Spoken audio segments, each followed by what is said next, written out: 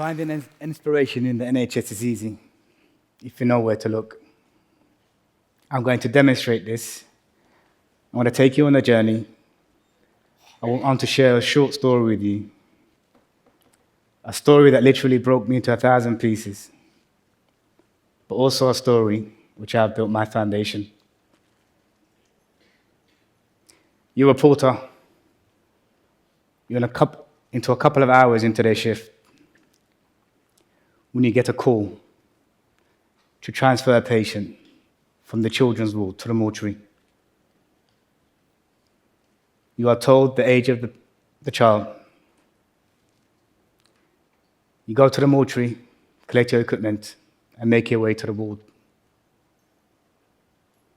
This is one of the toughest parts of the job, but it's not a rarity for a porter.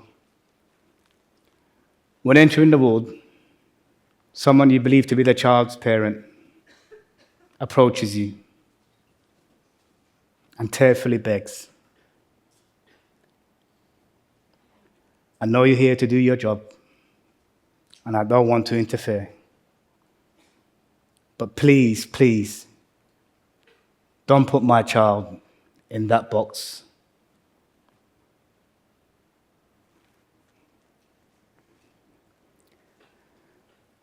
Now, some of you are supposed to start getting the technical handbook out and find out what kind of policies are in place for this kind of situation. Others will probably flat out refuse and give the nurses the red-eye glare. They know the protocol. Only when the families have had their chance to say goodbye do they call us. But the decision is yours. What's it going to be? It's tough, isn't it? How are you going to handle this situation? Let me tell you what the porter did. He recognized the total anguish that this parent must have been going through and did what was important to them. He told the parent, "Your child will be in safe hands with me. And if you like, you can walk with me as I carry your child in my arms."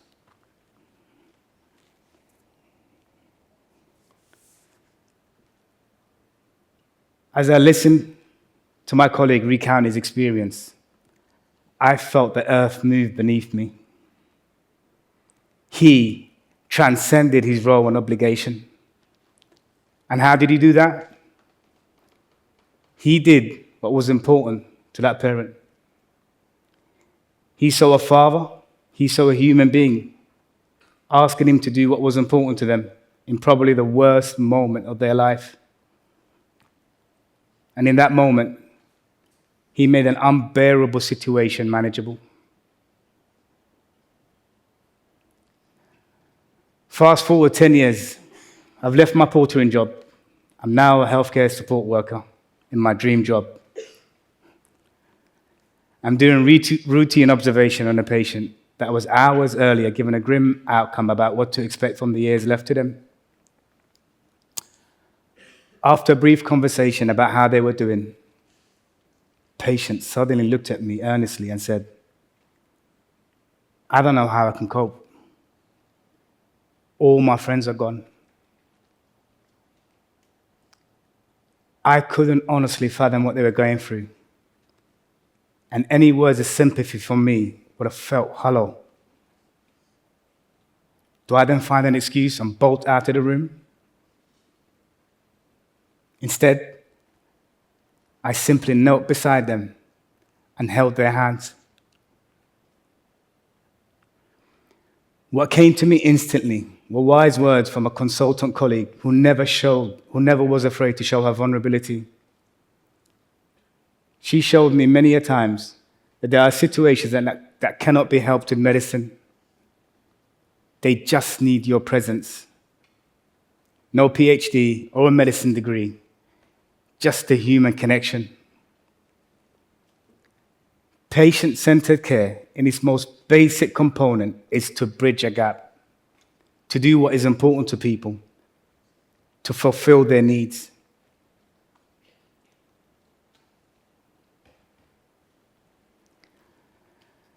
These experiences, and I've told you about, is what makes my work life worthwhile. These small, seemingly insignificant encounters that actually carry all the significance to the patients we're all here to serve. The role of a porter is one of the most fascinating jobs you can do in the NHS. It literally allows you free travel pass into everywhere in the hospital without anyone batting an eyelid. I mean, for one thing, you'll never get the kind of funny look you might get if you're a geriatrician who enters a children's ward, or an obstetrician who pays a visit to the all-male geriatric ward. But that, in a nutshell, is what makes my experiences unique. The views that I've had of the healthcare system, and the opportunities to always collect information in nugget forms from colleagues spanning a wide different specialities. As I always looked at it, if I have access to these buildings, I have access to the people. I was interested in them as people, as colleagues, and as professionals. Now, some of my portering colleagues used to wonder why I would be so interested in things that were frankly out of my remit. I mean, they seem correct. What on earth difference can I make to patients who are already receiving cutting-edge medical interventions and treatments? But it definitely did make a difference to molding the person that you see in front of you on this stage. The insight it gave me is exclusive. Now I want to ask you in the audience here, and be honest please, how many of you have ever looked to your non-clinical colleagues for inspirations, or maybe a quality improvement project? Sure, we know how vital their contribution is to the smooth running of any NHS organization.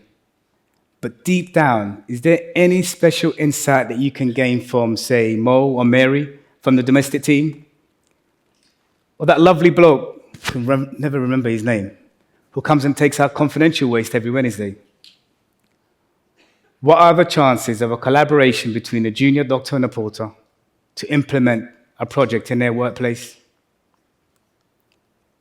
Let me introduce you to Jess. Jess was a junior doctor.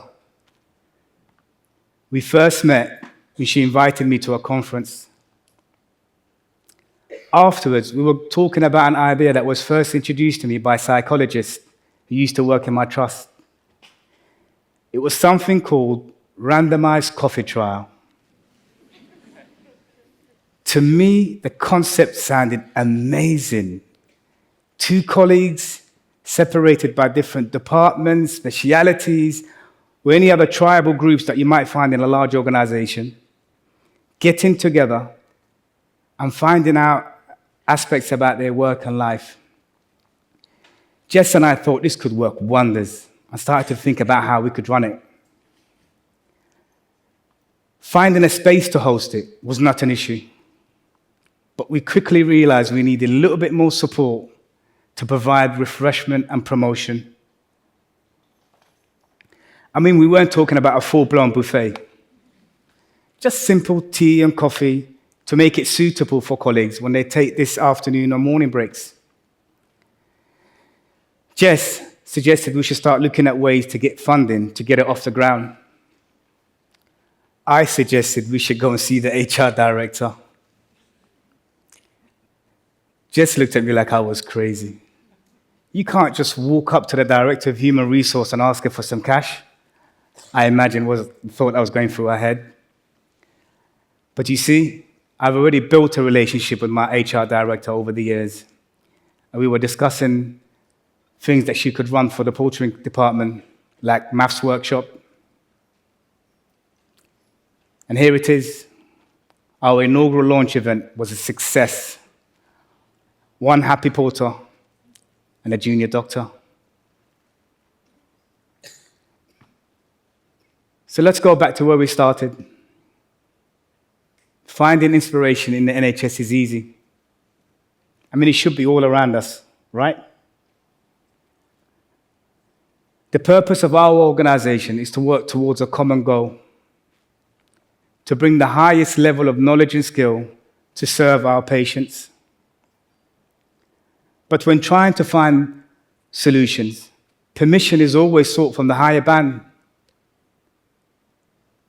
The higher up the ladder, the more value we seem to equate to the answers that can be found. But I believe in order to gain these vital insights, we need to cast the net wider and include folks that you might have never thought of. These experiences I have had have taught and shaped my outlook on life that I wholeheartedly believe I wouldn't have gained anywhere else. The outlook being, no matter how much knowledge and skill you possess, or cutting-edge high-tech you have at your disposal, they are just tools. Tools that are better tomorrow and become defunct the day after that. I found that cultivating relationships with my fellow human beings, whether it's my family, friends, colleagues, or patients, is what's at the heart of everything. Inspiration is unlikely to be showered from above you by an email or a committee that is far away from your place. You are more likely to find it from colleagues who have had difficult encounters and made a success out of an impossible task. It's right under your nose. So I ask you, get out there. Make time to have these encounters with colleagues outside of your area. Make a conscious effort to be in the wrong place at the right time. Witness these amazing and selfless human interactions taking place. Meet people with respect and kindness, no matter what their roles or stations are. It's in these spaces where you will find the inspiration and courage to take that leap. May they inspire you to reach out of your comfort zone and see people, not titles. Thank you.